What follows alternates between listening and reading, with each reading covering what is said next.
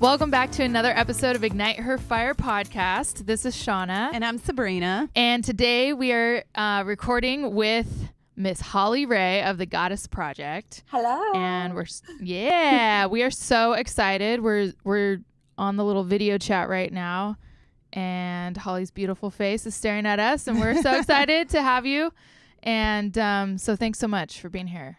Yes, thank you so much for inviting me to speak with you ladies. I love what you're doing. I love your energy. I remember when you and I met, Shauna, back in Morro Bay, I was just like, this woman is on fire. You fill me with so much energy, hence your name, Ignite Her Fire. It's so appropriate for you. And I remember I was going through like a pretty hard space when we met, and I just felt like, wow, like you just revitalized me, and your energy is so amazing. So I'm really glad to have the chance to talk to you all again. Heck yeah. So tell our listeners a little bit about the Goddess Project and what you're up to today. And a little rundown. What's up? Okay. So the Goddess Project is a documentary film that I started in 2011. At the time, kind of to backtrack, I always knew that I wanted to be an artist and was always a creative, and always kind of knew that I wanted to use art to evoke emotion for people and have an impact, not just to make art and put it out there, but for it to really move people. So I knew this from a young age, but kind of got these messages from my parents and school and people around me of, if you're an artist, you're going to struggle. These kind of things that I think a lot of creative people struggle with, unless you have a parent that's a creative and been successful. Otherwise, your parents kind of look at it like, ooh, that's a big risk. Maybe you should study business or be a lawyer or this or that. So although my parents were really supportive growing up, I definitely got those messages. And so kind of walked into following my path of wanting to be creative with a lot of fear and worry and anxiety, and just thinking, oh, maybe I can't do this. But I still, blaze full force ahead. I went to kind of a community college and studied art. I took art classes all throughout my youth and in high school and things like that. And when I went to go to college, I knew that I wanted to go to an art school and specifically study art, but same message from my parents of it's really expensive. Art school education is very expensive. But maybe you should follow a more strategic path that's more destined for success and more common. And so I got those messages a lot, but I was just so determined to get an arts education. So I ended up actually applying for a scholarship for an art school in San Francisco. And the scholarship competition was you had to make a multimedia project of some sort. And I made a music video. It was a fashion music video. At the time, I had been really involved in fashion. My first job was at a women's retail clothing store. And I didn't realize then, but now I look back and I see how much working in the dressing room with women has shaped the work that I do today. So, ooh, that's kind of cool. Yeah, very cool. Because, I was 14, 15 when I got my first job working at this sort of fancy women's clothing boutique. And I worked off commission, so that was cool too. I was making quite a bit of money for my age. But I really got the sense of being able to help women and help women feel confident and beautiful. And, being able to, I always love fashion, but being able to put them in an outfit that just made them feel amazing in their own skin when they walked in kind of feeling defeated and down about themselves. It was more just selling them the clothes. It was about helping them transform and feel amazing. So that sort of influenced my drive for fashion. I sewed and I made jewelry and all these different things. And so I was how do I combine all the things that I love? So I made this fashion film with a bunch of pieces that I had designed and made myself with my friends kind of out in the desert dancing to this music, and edited it together. And my friend Sarah at the time helped me. She was an editor. She worked for the NFL Network editing football, but obviously that wasn't her passion. She kind of just got that job out of school from a hookup and, wanted to be creative. And so when her and I met around that time, when I was looking for a school to go to, we really just started collaborating and making things together, and like both had these dreams of just making epic art that impacted people. So I got this scholarship and went to school and was in San Francisco.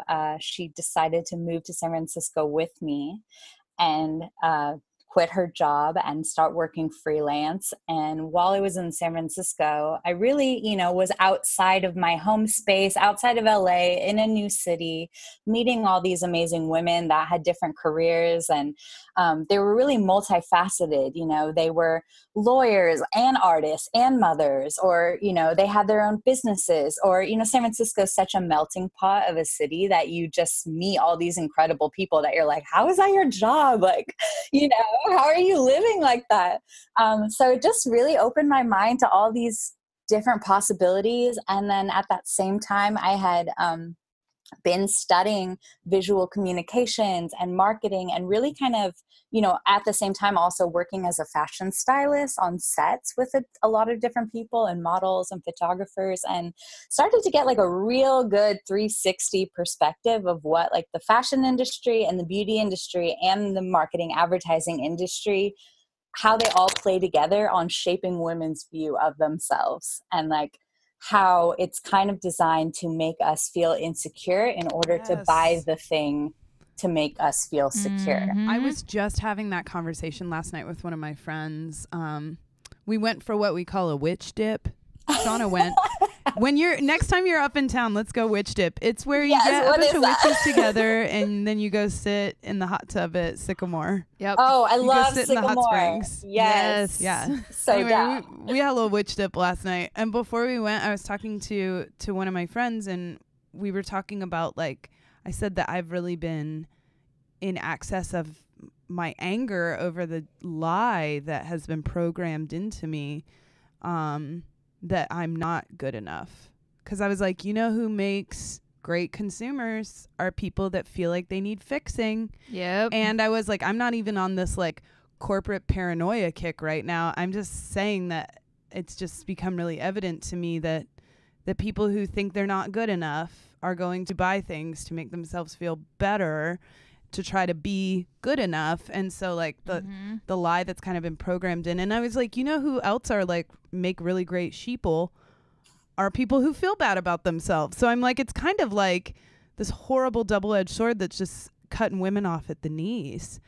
And so like getting back into access of my own personal power, part of that journey for me right now, currently where I'm sitting, is like also feeling my anger, my deep anger over like, what the fuck? Yeah, I think a lot of us have that sort of just, and me too, even though I'm like, I've kind of dedicated my work to unraveling that and think about that all the time, it still hits me. I grew up like reading magazines and watching TV. Like I remember buying those crappy tabloid magazines that like show the women in the bathing suits and stuff when I was 13, and my mom bought them for me because I wanted it, and she thought, oh, this is just what people read, and then I really shifted kind of when I started to get into my 20s, thinking, I'm not going to buy that crap. I'm not going to consume anything that makes, although I still do, I'm consciously trying not to consume things that are designed to make me feel crappy.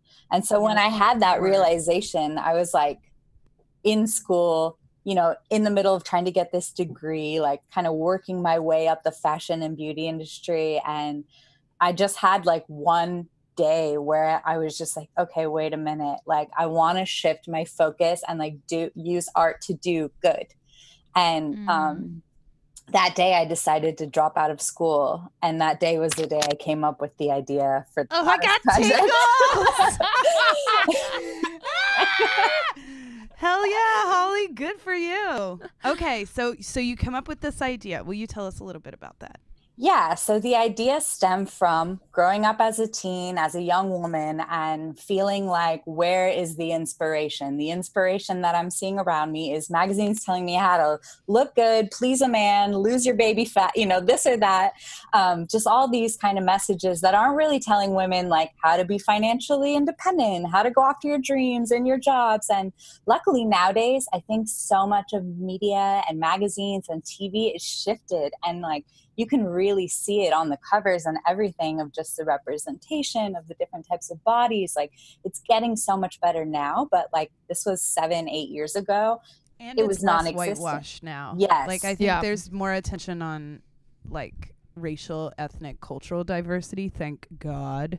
Yeah. Yes. And that was the thing is I was a young white girl growing up in a middle class family, and I still didn't see people that I related to. And I'm like, and so like my friends of color, like my friends who are gay, my friends who, all my different diverse friends, if I didn't see myself, this blue-eyed white girl in magazines or relate to anyone, like imagine their being in their shoes. And so I really started to put myself in their shoes. And at that same time, like I said, was meeting all these amazing women, and Sarah felt the same way. And we were just sitting down thinking like, okay, we have some different skills. Like I have a lot of skills about design, about, running creative teams, working with people, kind of executing creative productions. And she has a lot of skills of editing and kind of technical camera work and things like that. And we're like, we made a lot of music videos and stuff with our friends just for fun, creative, that fashion film and things. But we always thought like it would be amazing to make a movie, but we don't have the resources. We've never done it before. And that day was like, I remember distinctly, we were at this like Chinese restaurant in San Francisco, and I was like bawling my eyes out because I had called my mom and told her I dropped out of my scholarship. And she's like, you are fucking stupid. Like, you don't even know what people would do to get a free ride to a school like this. Like, for you to drop out of it, you're a fool. Like, just the most harsh things. Like, looking back, I was like, oh, like, am I a fool? Is this a bad? But I just had to follow my gut. And so I remember distinctly being at that restaurant and us being like, okay, wait, so how do we do this? And at the time I had seen like a fashion brand use Kickstarter for crowdfunding to start their own fashion brand. And I had never seen somebody do it for a film, but I thought like maybe we can see if other women, other people out there feel frustrated by the representation in media, and maybe we can, put something together and see if other people want to help us create this thing. And so that day we were like, okay, we're gonna do it, even if we have to hitchhike around the country, with no vehicle.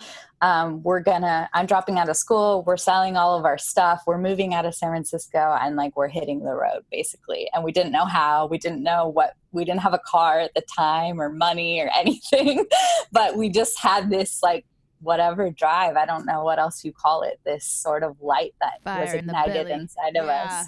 Yeah. Yeah. I'm getting like waves and waves of I know. This is so fabulous. Yeah. My skin is just like, my hair is just nonstop standing up. So I've heard parts of your story, and the best way I can put it is it felt like the goddess was behind you. Mm-hmm. So can you I would love for you to share the story of like how you got on the road, and the different hurdles and the magic that like allowed you to keep going, besides the magic of your commitment. Yes, absolutely. To the project. Yeah. So one of the main things that I've recognized throughout this process is that like when you have a dream or you have something that you want to do and you live it fully, like, and you believe in it in your own mind, because I've gone through phases of believing in myself and not believing in myself, but when you believe it, the world believes it. So in that ripe age of 21, and people always say this, the older you get, the more sort of cynical you get and pessimistic. And I never understood that. And I'm understanding it now because, the older you get, the scarier it is to take leaps, to step outside of your comfort zone. Yeah. So, at the time I was 21, and I was just yeah, I was so convinced. Everything in my body said, yes, this is what we're supposed to do. So just to go through the steps, we kind of organized this yard sale and invited people to come into our house while sharing about the project. It's a fun, this is a yard sale fundraiser for this film that we want to make to empower women. So we basically sold everything. I think we packed our lives down to like 2 or 3 suitcases. Awesome. And then didn't know where we were. Our goal was kind of to sell all of our stuff, move out of our apartment we lived together in San Francisco, and go down to Los Angeles with our families, where our families lived, and to get a vehicle there. So we were looking at like a conversion van, something that was like big enough to hold us, that would be somewhat comfortable to travel around the country. And the reason why we wanted to travel around the country, because we were like, we could easily interview women in California, and like everyone knows California is diverse and open-minded and things like that. But we were like, we really want to get a lot of different perspectives, not just the people that we know. We want to get like all kinds of women out there and see what, how they're feeling right now.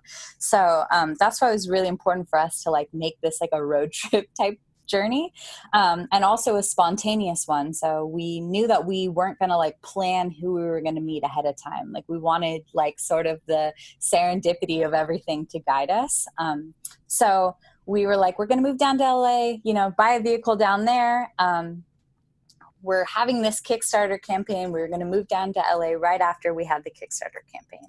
So we launched the Kickstarter campaign. How we did that was we just made this short trailer of women that we met around San Francisco, kind of cut up a little teaser of what the film would sort of feel like and be like, and our message and our mission. And we ended up raising, I think it took us 3 days to make the trailer, and we launched it around Thanksgiving time. And we end up raising a little over $10,000. Yeah, that's my style. Yeah. That's about the rate of fundraising that I really get behind. That's great. That's so amazing. Very last minute, and now looking back, I'm like, oh my gosh, do you think you're gonna travel around the country and make a movie for $10,000? It's like so naive. I bet at 21, did you feel like you were like rolling in it? It was like the most money I've ever seen, to have strangers that I didn't even know, donate $1,000, or more. Mm-hmm. Like I was like, getting those notifications rolling in, all these people that, I didn't really maybe talk to for a while, showing up to support me, all these people come out of the woodwork, and you're like, it really not only gives you confidence that other people want to see this too, but it just makes you think like, it also puts pressure on you once you complete a Kickstarter campaign or something like that, because you have to deliver. A lot of people don't deliver, but morally you have to deliver. So yeah, that really set us off. And once we got that 10,000, it was a little over $10,000. We were like, okay, we're going to go down to LA. We're going to, buy a vehicle when we get there. And so we're kind of like in the transition phase of getting ready to move down. And one day we were visiting our friends in Berkeley, which is just like a little train ride away from San Francisco. And there was this guy there who had just pulled up. They lived in sort of a co-op type house. And he had just pulled up in this school bus. It was like this mini short bus. And he was like cleaning it out. And I'm like, this thing's awesome. Like, I would love to travel the country in something like this. And it was very bare. Like, it was like a man cave, or a bachelor pad rather. Like, he just had like a wood plank to sleep on, and like, a couple drawers to hold his stuff, and like no socks. Air conditioning, no bathroom, no sink or refrigerator. Is he available or? Really appealing. I know. But he was a sweet man.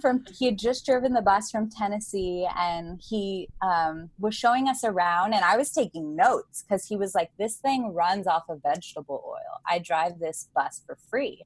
And I'm thinking, okay, we have $10,000. I know that's a lot of money for me right now at 21, but I know we need to like pinch pennies and like make this work. So if we could run off of free vegetable oil recycled from restaurants, then that'll be a game changer. So I was like taking notes at the time, like how to convert a van to vegetable oil, thinking we'll go buy a van and maybe convert it ourselves. And probably hung out with him for like 15 minutes. He was telling us about how he converted it himself, and he bought the bus from a school and this and that. So we leave, hang out with our friends, whatever. A week later, I see the same guy at like a music festival with a friend group. And he says, oh, have you guys found a vehicle yet for your trip? Like, I think it's so cool that you're making this movie and da da da. And I'm like, oh no, we're going to find one when we get back down to LA. Like, we're trying to just wrap up all our loose ends here in San Francisco. We're going to deal with that next. And he goes, he says, sorry, it's just still unbelievable. But he's like, I've been thinking about it, and I think I really want to give you my bus. And I was just like, wait a minute. Amazing. You've maybe talked to me for 30 minutes total, and you feel inspired to like give me basically your home that you're living in right now? Yes, he does. Yes, he does. Yeah. And I was like, he was like, yeah, maybe give me like one more night to like think about it. But like, I'm pretty sure that, I've been traveling for a while. I kind of want to settle down. Brigitte, who is our friend who we met him through, she has an open closet in her house right now. And she said I could move my stuff from the bus into that closet. So yeah, I think I'm interested. And the next day, sure enough, I go home that night and I tell Sarah, she's like, hell no, we are not taking a gift like that from a stranger. He's going to change his mind. Like we can't do that. Like, no one's ever given us anything like that. We cannot take this. And then the next day he calls me and he's like, yeah, I'm pretty sure. Like, I want to give it to you guys. You want to come check it out? I'll teach you how to run it. You can take it and like give it back to me whenever you want. Oh, fuck yeah. He's like, you can paint it, you can remodel it, you can do whatever you want to it. I just need it back eventually, but like, there's no time limit to how long, take it for what you need it. And I was just like, I was so blown away by his generosity and this, young man stepping up and like believing in our mission. And, it was just like one more like confirmation, like the goddess, somebody, a higher power, like sending this amazing, beautiful, generous stranger to us, right? When you believe it, what'd you say, Holly? When you believe it, the world believes it? Yeah, absolutely. Yeah. And so, I was like really living in that space, and we get in this bus, we literally learn how to drive it and pump vegetable oil, which is a really challenging process with the system that he had. But I remember like us driving this bus through the San Francisco for our last, dropping off our internet box, getting ready to head down to LA. And it was kind of history from there. We got down to LA and kind of started to convert it. We put like a safe in the bus. We found this amazing artist named Michelle Robinson on Tumblr who offered to help us paint the bus, knowing we didn't really have any money. She dedicated her time to painting this beautiful mural on the outside of it. So it was such an amazing marketing tool. Mm-hmm. That alone, having the bus and then having this amazing artist, it was like, it drew people wherever we went. It attracted people. So we spent a couple months converting it, still had no amenities. We didn't have a sink. We didn't have a refrigerator. We lived without a toilet, and we ended up hitting the road in April of 2012, and we were on the road for like 7 months. Wow. Interviewing people. Dang. I'm just so impressed with you. Like, you go, girl. And I love it that, I love it that you were out and at it in your early 20s. And it's interesting because I heard something recently that was like, it was something along the lines of, it's from You Are a Badass, from Jen Sincero's You Are a Badass. And she says, love that. Me too. She says, listeners, did you know that? That I love Sabrina that book? loves that book. I love that book too. I know. No, it's a great book. I will just say that like the first couple pages, I actually bought it and I was about to read it on a plane. And the first couple pages, I was like, ooh, this is embarrassing to read, on a plane. And it's so funny because at that same time, my boyfriend had bought the money book that she wrote. And he's like making fun of me. He's like, yeah, she actually says something like that. Like, if you're embarrassed to read this book, you need to read it. Right, totally. She also, because I was like, ooh, this self-help book. But then I got into it and it was like, yeah, so valuable and useful. And I definitely recommend that. I recommended it to a client the other day that I was talking to on the phone, and she was like, oh, everyone's been reading that on the train. I was like, good, then the world's about to get a lot better. I was like, join the army. Yeah, she said something in the book about when people remark like, oh, if I'd known what I know now, I never would have done that. And she's like, well, good thing you didn't know it, you know? And I think about that too. Like, I did all kinds of crazy shit in my early 20s that turned out fucking awesome. Like, I moved to Chicago without a job and an apartment with $400 and 2 cats. I'm like, I just was like, I had this, like what you're describing, this impenetrable. What am I trying to say? Can't penetrate it. Faith. Zero penetration. I had no penetration on my faith. I just like, you know, I just had this like, I moved up there with this, just this bubbly, like, it's gonna work out, you know, faith. And now in my mid 30s, I'm like cultivating that faith back to make it very intentional, because there's magic in it, you know? Totally. Yeah. It's like being able to couple the learning experience, the responsibility, and the magic and that faith. Yep. That's why we blow up. I think what the world might describe as foolhardy or crazy. I'm like, yeah. Foolish. Yep. I'm ishly foolish. I'm ishly a fool. What does ishly mean? I don't know. I just made it up. Oh. Like ish. Oh, foolish. Foolish. Yeah. Oh, yeah. Okay, so you went on the road for 7 months. Then I'm sure there was a post journey of editing and putting the film together. All of that. And then I actually met you right before you released the Goddess Project. So I would love to hear, because I know that when we met, you were like, here's some other hurdles in front of us. Like, we have to get this insurance, and I don't know where the money's going to come from. And, you know, there was some stuff up, and I'd love to hear, you know, some other big obstacles that you had to face and persevere through, and how it turned out. Yeah. So once we got back, we had 300 hours of footage. And that's a lot of footage. Holy shit, if you talk to anyone. Yeah. And, you know, it was our first film. So we went into it, like I said, kind of with this spontaneous, naive perspective of, you know, we'll just interview as many women as we can, and they'll talk about whatever they want. We don't want to put any stipulations on them. We want them to just like share freely, kind of like we're doing right now. And, you know, we'll take what we get out of that and try to figure out how to put it together. Well, that's great if you're talking to like one person or maybe 10 people. But when we speak to like over 100 women and you have all these interviews that are talking about all these different subjects, in post, it makes it really hard to figure out how to connect the dots and lead in from one thing to another. So it took us 2 years just to transcribe the interviews. So there's like programs and people you can pay to do that for you. Transcribing, for listeners who don't know, is basically taking audio and typing it out. So you have like a script.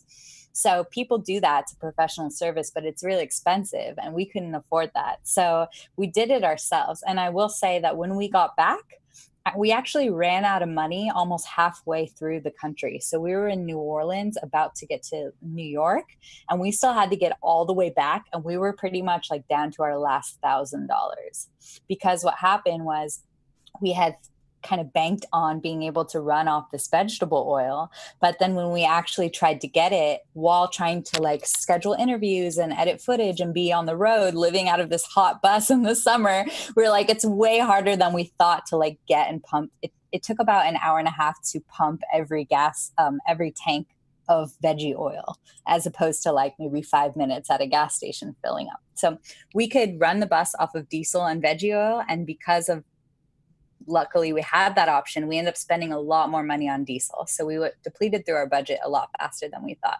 But some amazing things happened kind of on the way, which I'll just like briefly say, like in this serendipitous moment of like, you get back down to your last dollar and you think we have to give up, we can't keep going. And I remember being in New Orleans and we were really active on social media at the time. We did Twitter and Facebook and things. And one day I saw like a trending hashtag, which I wasn't even very active on Twitter itself because like I'm more of a visual person, but we would say we're pulling up to this city and we met a lot of people through that. But one day I saw a trending hashtag, which I normally wouldn't participate in like the trend because I'm not usually talking about like what's hot. I'm kind of in the alternative spectrum. Yeah, exactly. You know what I mean? Yeah. So I see this hashtag who I'd like to meet. And so I'm like, oh, hashtag who I'd like to meet. And I just like named all these amazing, empowering, influential women. I can't even remember who I named at the time, maybe 5 or 6 of them. Just like their names in the tweet. And I get a direct message from Eve Ensler herself. Whoa! Oh, fuck yeah. She's the kind of badass babe who would message you and be like, let's do this. Okay. She direct messaged us and I like get chills thinking about it right now and said like, hey, I love what you're doing and I want to support it. And so like, within a couple of days, we had set up a meeting with her people and they sent us like a grant. And I think it was $2,500, which is like, it was huge for us. We were about to have to give up. And now we have this extra funding that got us to New York. And then, when we're in New York, we met this woman who was really passionate about a project who's actually in the film. Her name's Imani Missouri. And she's a vocalist composer who's traveled around the world. And, she had an Indiegogo to produce her albums and things like that. And we told her how we were pretty much out of money in New York, even though we just got this little grant, we have so much to pay for. And she convinced us to have another an Indiegogo campaign. So we raised like maybe $4,000 there. And so, raising money along the way, just like all this serendipity. And then once we wrapped the project and we were back in LA, we moved from the bus to a house together. So that's a little challenging when you live and work with someone and see them full time and you just basically never feel like you're not working. And if you're not working, you feel guilty to like keep working. I'm sure you guys know this as entrepreneurs, right? I think I posted something in our Facebook group the other day. I was like, I'm taking a break from taking a break. Yeah. It's so true. So we're like really in that space of just like, okay, we're back, we're transcribing, we went through this stuff, we're hustling, we're totally out of money now, even though we had raised that couple money. Filmmaking costs so much more than we anticipated. So for post-production, we started at zero. So we, don't forget, we still had all these probably 1,000 people that had donated to our crowdfunding campaigns that were expecting a movie delivered this year. And we didn't have any money to make the movie. And we had 300 hours of footage still. Mm-hmm. And like, what are we going to do? So we decided to do another crowdfunding campaign through Kickstarter, like another really big one to say like, we have all this footage, we have these people and these amazing stories, and we have this vision of having animators help tell the women's stories. And we really want to hire women because there's a lack of women in the film industry and a lack of women behind and in front of the camera. So that's really important to us. And we really need money especially to pay these women. Women are very underrepresented in animation. Absolutely. And a lot of times when women do get opportunities, they're like unpaid. We've all done free work for exposure, but we really wanted to make sure, although we never got paid through the project, we didn't pay ourselves, we wanted to make sure to pay other people. So with this second or third crowdfunding campaign, we ended up raising $50,000. Holy shit. Yeah. That's amazing. And that was like, okay, we can I remember one donation was $10,000 and I was actually on the train to San Luis Obispo when I got the notification that someone donated $10,000 and I literally started bawling on the Amtrak and I had no one to tell and I was just like, I think Shauna and I have both cried on that same train. Yeah. Several times. I wonder if we were sitting in the same seat. I know, doing the commute from LA to SLO, just crying out of joy or pain, fear, some combination.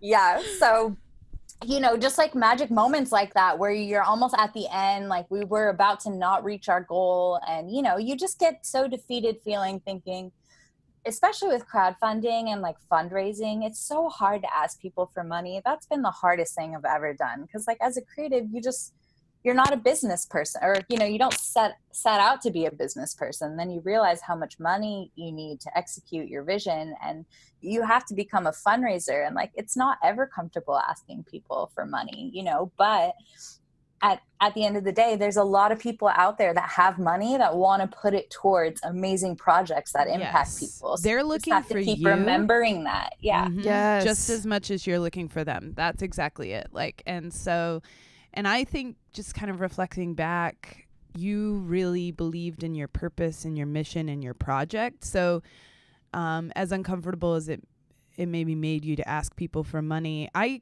like to keep in mind that I'm looking for the people who believe in me and what I'm doing and are happy to support and are looking for a place to put that money, you know? And I think that's what you were finding.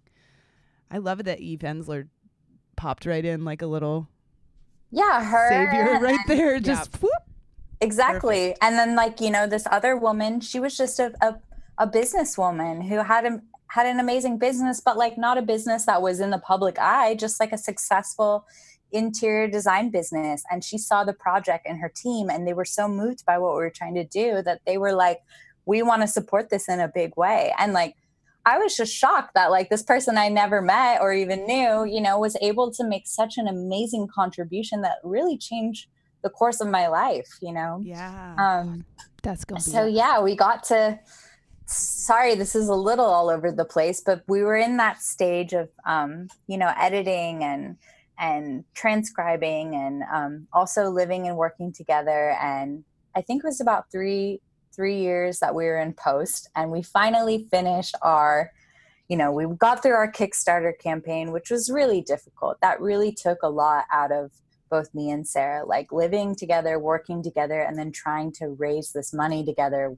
With Kickstarter, if you don't reach your goal, you lose all of it. So it's like, if you don't hit that $50,000 mark, like all of your, you know, not sleeping for the past month and all the work and outreach and asking that you've done is just gone, like vanished from thin air. Yeah. So it was a lot of pressure. And that was definitely the hardest time of my life, is like just trying to make that money to deliver this product, to be able to put it out in the world. And so once we did, it was an amazing feeling of accomplishment, but we were also so exhausted at that time that it really started to shift our relationship and how much time we could be together and focus on this. Like we had almost like forgot about ourselves and our own needs because we were just so focused on this. So we ended up finishing the film, and it was 2 hours and 20 minutes. And like I said, this is our first film. So we didn't know that like that's really long for like a film. You know, Avatar's that long and some other movies, but for the most part, films are supposed to be like about 90 minutes. So we got this amazing partners and people to help us start distributing the film. We had a premiere, and we started screening the film at like AMC's and Regals and all these theaters around the country through this process called theatrical on demand, which is basically gives independent artists and filmmakers the ability to distribute their films in these big movie theaters when the people want it. So it's crowdsourced. Yeah. So basically the people reserved the theater, they sold the tickets, they did everything. We just delivered the film, and it was really amazing to see because it screened in about 50 cities in the US, and it was all people like really wanting it so bad that they took the time to promote it and, you know, put it out there. And so that was like another boost of energy of just like, wow, look at all these people that are putting in. It's a lot of work to produce a film screening, and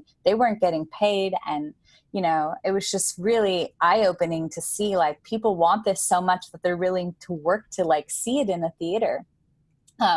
So as it was screening, our distributor says to us, the film's a little bit long. And I think this is right about the time that I met you, Shauna. And they said, it's a little long. People like, they need to pee. They can't sit in a movie theater that long. Like, the movie's like really great, but like, we think it would go way further and be much more impactful if it was just 90 minutes or like more standardized. And so at that time, my partner was like, Sarah, she was like, no, I'm done with this project.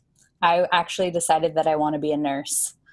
And I was like, oh, I had never heard that she wanted to be a nurse. I didn't see any signs coming. Obviously, this was like kind of cultivating inside her. And she probably had a fear of letting it out too, because, we both had a lot to deliver. But she said, yeah, I don't want to work on this anymore. I don't want to edit it. I've dedicated 5 years of my life to this. I'm done. And I was like, what do I do? Like, it's been so hard just as two people to make this happen, to make this film that's been able to screen next to Beauty and the Beast and in different cities. And like, we've come so far, but like, it's taken everything out of us. And like, I'm already like depleted. Like, how am I going to continue this by myself? So over the next few months, we went through the process of like legally separating the business and kind of getting to a place where I could edit the film, and move forward, and she could kind of move on with her life and follow the path that she wanted. And, that became really challenging because there's all kinds of stuff involved with a business, money and titles and things like that, and contracts and lawyers. And gosh, that was a really hard time for me, because I was not only splitting I had moved out, but I was splitting my business, my friendship, this person I had lived with for so long. I was like, it was awful feeling of like, just that, like, we failed, that like we couldn't deliver what the people needed together, like that I had to keep going by myself. I felt like, gosh, like, should I even? But then at the same time, I felt this greater responsibility. Like, if we both give up and I pursue a new path right now, then no one's going to see this movie that hundreds of women share their vulnerable stories and thousands of people have donated from around the world to see. And, I've given up so much time and scholarship and school and all the love and support that my family's given me. And like, all of that will be a waste basically if I don't get this film out to the people who need it. So at that time, I learned how to edit a movie by myself. And I edited it. I edited it. If anyone listening is like, what the fuck? That's what Shauna and I are doing here. And we also have to share a pair of earbuds. So we're sitting like 4 inches from each other. Like, I'm so engaged. And we've leaned in so far. We've leaned in so far to the screen. We're like breathing on the computer. I'm so, yeah, there you go. I'm like so interested. You're like looking up my nose. Okay. All right.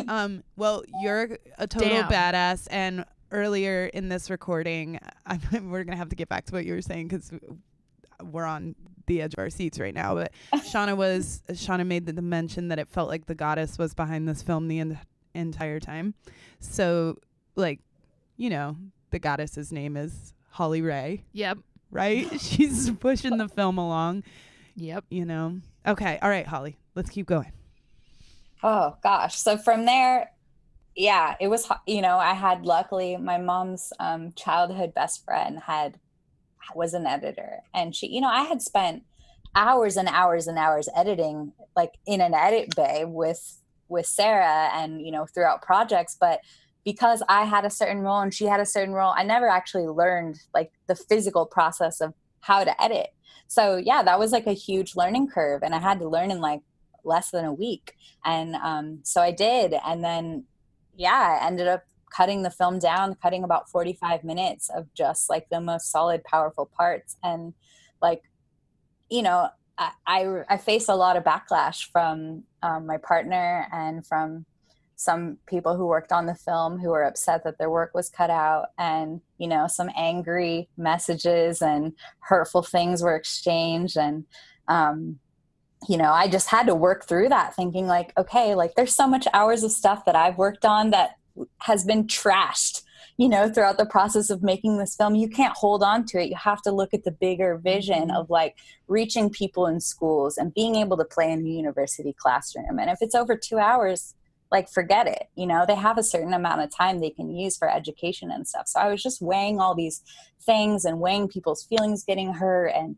them getting upset about their art or their music being cut or this or that. And I just thought, it's like not about any of us. It's about this bigger vision of reaching people with this film. So that was hard to work through, to kind of get those nasty emails and things like that. And but I did, and it was the greatest decision that I've ever made. And it was the hardest process, but like since I edited the film, it went like it's spread throughout the world. At this point, it's screened in over 300 cities. I've shown it in women's prisons, women's shelters, universities, schools. It's screened at YouTube headquarters. It's screened at theaters all around the world. The film is in Dutch, it's in Hebrew, it's in Portuguese. It's been at film festivals. It literally like took off from that point. And like, had I not went through the process of editing it, and unfortunately I had to go the process of separating from my partner, but like it was just like one more challenge in the it's like if somebody doesn't want to work on something or their heart's not in it anymore, they shouldn't be in it. And like, even though I was so defeated at that state of like, should I continue or not, I still felt this like extreme like calling to put this out there. And like faith. Even when I would forget it, like I would have a conversation with someone and they would start telling me about their mom or experiencing sexual abuse or just kind of like all these themes that the film addresses. I would hear women talking about in real life, and like it just kept confirming like how needed this film was. So it just kept driving me to keep going. And so now kind of since then, it was 2017 that the film was completed. It's just been screening, and I've been traveling around the world with it, and it's opened up a lot of doors and opportunities to meet people. And just a couple months ago, I went on like a 10-day screening tour throughout Holland, because people in Holland are really into the film right now in particular. And I had thousands of people coming up to me, grown men in their 70s, crying and shaking, saying, "Can I have a hug? This film made me feel safe to express my emotions for the first time." People like in a prison that I went to in Texas to show the film, they said, I had women coming up to me and saying like, "I feel like I want to go back to school after seeing this woman in the film. I want to start my business. Like, I thought that I had to give up life and just stay out of trouble so I don't get back in prison. But now I see it can make something of myself." Just like these messages that like are constantly coming in, that I'm like, every time I like kind of want to give up, or people say like, "Gosh, you've been working on this for so long." Like I still work on it daily because there's still so many languages out there that the film is not in, and, people to reach. And like, it's been such a crazy process being an independent filmmaker, kind of working by myself at this point, and also learning how to distribute a film. It's like most people don't do that by themselves. They have somebody else manage all that. So it's been a pretty crazy process overall. But I don't know. Amazing. How can too. Our listeners have access to the film? Like, is there a way for them to watch it if we wanted to watch it, on our laptop at home or something like that? Is there a way to get access to it that way? Yes. So the film at this point is on iTunes. It's on Amazon. It's on our website directly at thegoddessproject.com. And today, actually, it's launching on another platform called FMTV, which is kind of like the Netflix for health and wellness documentary. And so that's today. And my ultimate goal is to get the film on Netflix. That is like my dream. Yes. Like, that's where I'm heading. And like, I've showed up at their LA offices. I've showed up at their office in Amsterdam when I was on tour there. Like, but they won't let people in. Like, you know, they don't I got a take girl for you. unsolicited things. Yeah, we'll do connect you? offline. Oh, girl. Okay. Yeah. But yeah, so for anyone out there, that is my ultimate dream, because that means empowering women in 190 Yes. countries, And sharing that story. and if you think about people, you know, I know this isn't a perfect film. I know that, you know, it's not perfect, but at the same time, I know that it's beautiful. It's unlike most documentaries people have ever seen, just the amount of animation and art in the film. It's something that people can watch over and over again. It's funny, I got some woman came up to me after one of the screenings. She was in her 80s, and she's like, I just want to tell you, I love the film, but like, I feel like I'm too old for it, because like there was so much, like so many women and so many amazing stories and so much information. Like, I just feel like I can't keep up.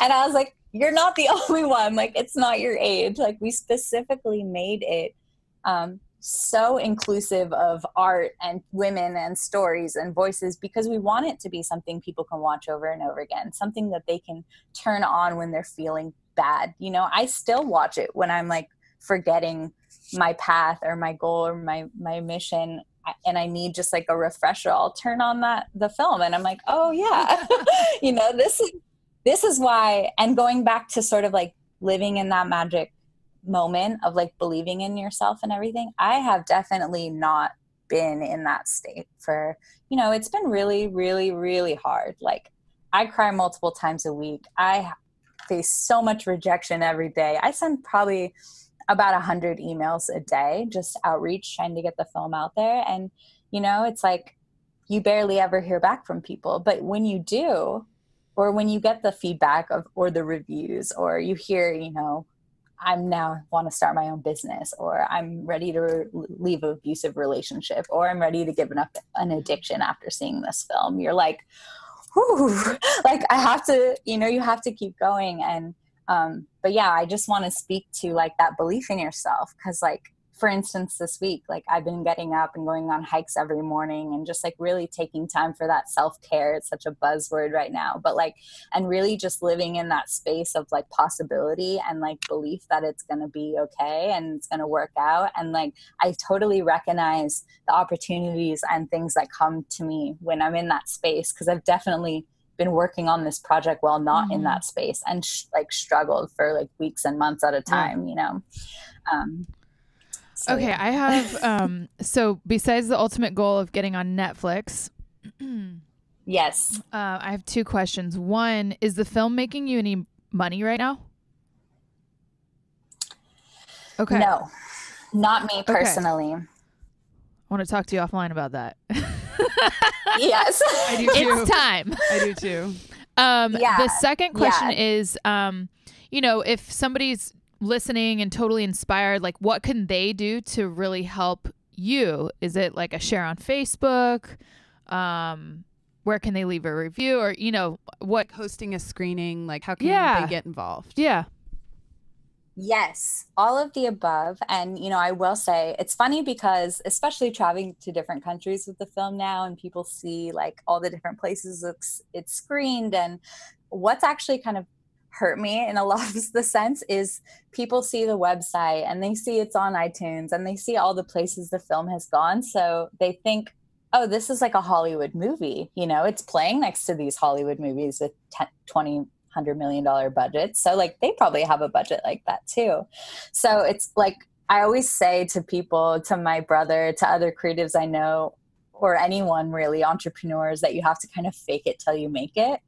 Well, I think that with this film, we've almost faked it so well that people think it's like that we're pulling in tons of money and supporting myself and things like that. And so this year, and like throughout my time of going and doing Q&As and podcasts and things, I try to be way more transparent about the fact that like the film is bringing in money right now, but it's just enough to like support the cost of putting it out there. So like insurance, like all these crazy details that like, if anyone has questions, feel free to get in touch with me if you're a filmmaker, but like just things you never think about. So I've never actually been able to pay myself yet.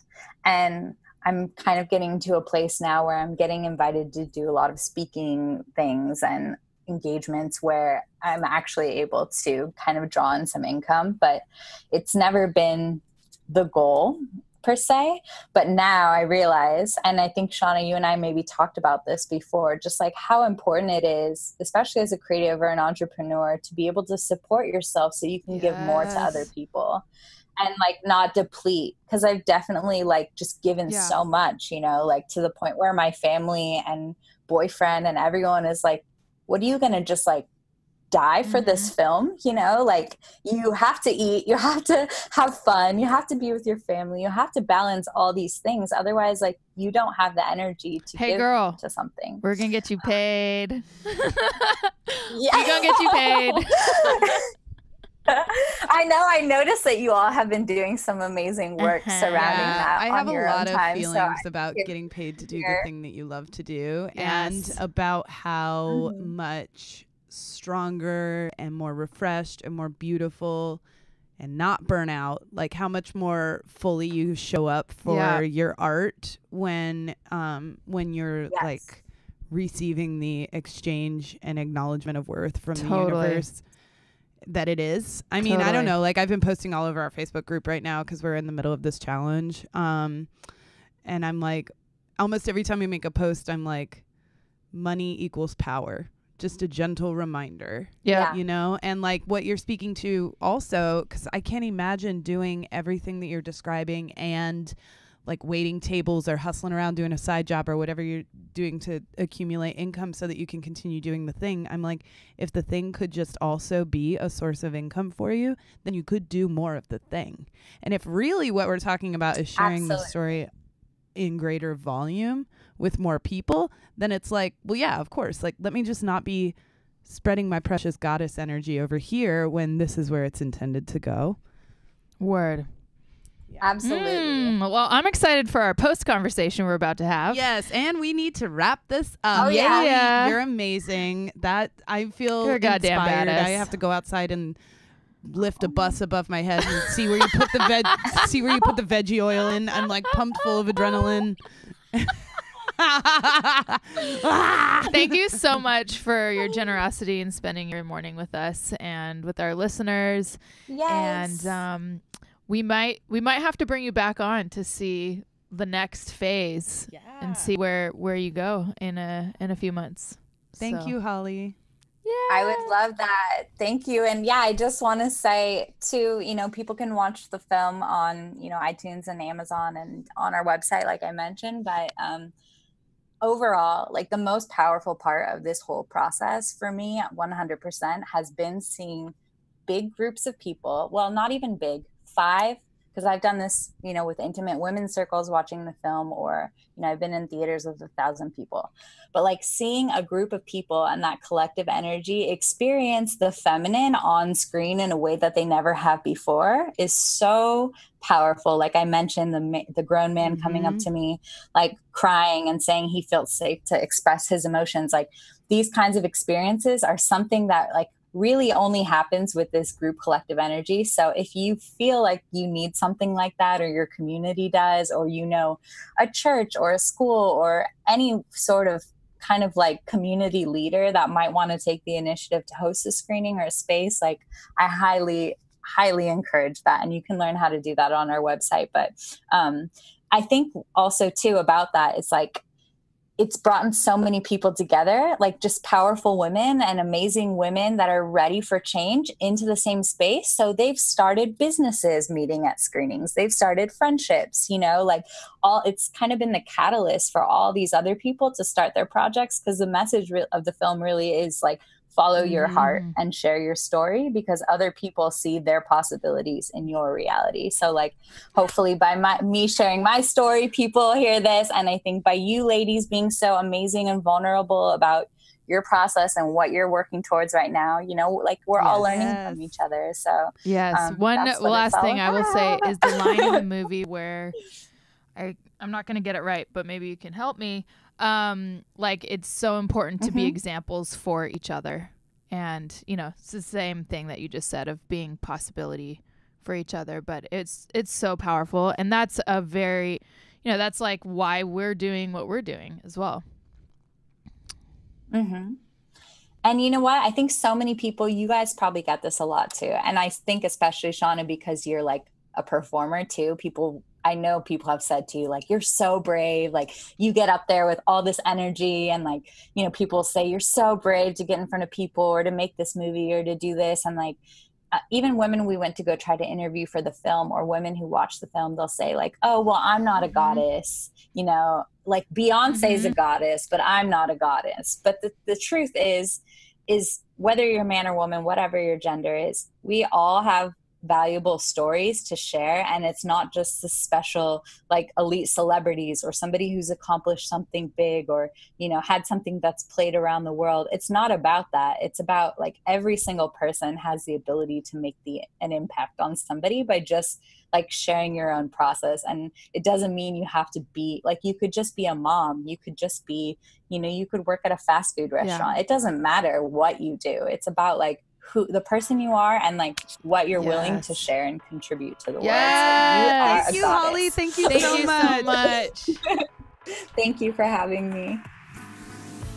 Hey babes, thanks so much for listening to us. This is, again, Ignite Her Fire podcast. We would totally love it if you could go ahead and leave us a review on the old iTunes. Yeah, subscribe, like our episodes, do the things, share our episodes. That helps us out a lot, getting the word out. Yes, please. We're sharing some really badass stories, and we just want as many people as possible to be along for the ride. Hell yeah. We created this podcast because we couldn't find the podcast that we wanted to listen to. So here it is, and I know it's the one you love to listen to also.